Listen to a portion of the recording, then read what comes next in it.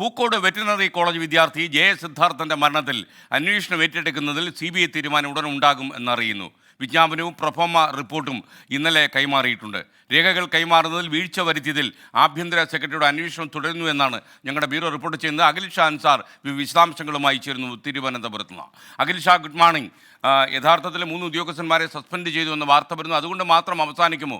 കാര്യം ഇത്രയും കാലം സെക്രട്ടേറിയറ്റിൽ ജോലി ചെയ്തൊരു ഉദ്യോഗസ്ഥന് CBIക്ക് അന്വേഷണം നടത്തുമ്പോൾ അതിനുള്ള അപേക്ഷ കൊടുക്കുമ്പോൾ അത് കൊച്ചിയിലേക്കാണ് അയക്കേണ്ടതെന്ന് തെറ്റിദ്ധരിക്കുക, അതിൻ്റെ കൂടെ ആവശ്യമുള്ള രേഖകൾ വയ്ക്കാതിരിക്കുക.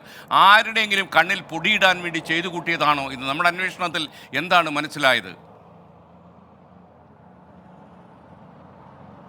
തീർച്ചയായിട്ടും ഈ ഗുരുതരമായൊരു വീഴ്ച തന്നെയാണ് ആഭ്യന്തര വകുപ്പിന്റെ ഭാഗത്തു നിന്നുണ്ടായത്. നമുക്കറിയുന്നത് പോലെ തന്നെ ഈ CBIക്ക് പ്രധാനമായും കൈമാറേണ്ട വിജ്ഞാപനം, അതുപോലെ തന്നെ പെർഫോമ റിപ്പോർട്ട്, ഇതൊന്നും കൈമാറിയില്ല. ഈ CBIക്ക് നൽകിയതിൽ തന്നെ വലിയ വീഴ്ചയുണ്ടായി, വലിയ പാളിച്ചയുണ്ടായി എന്നുള്ളതാണ് ഏറ്റവും പ്രധാനപ്പെട്ട കാര്യം.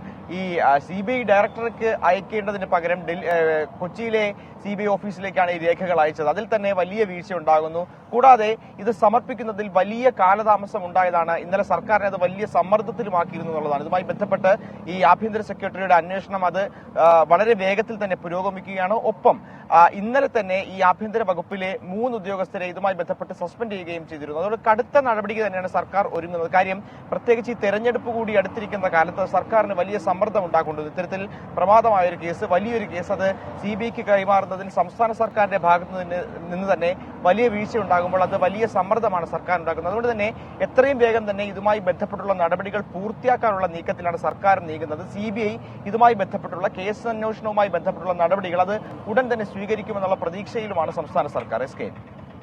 Thank you Akhil Shah.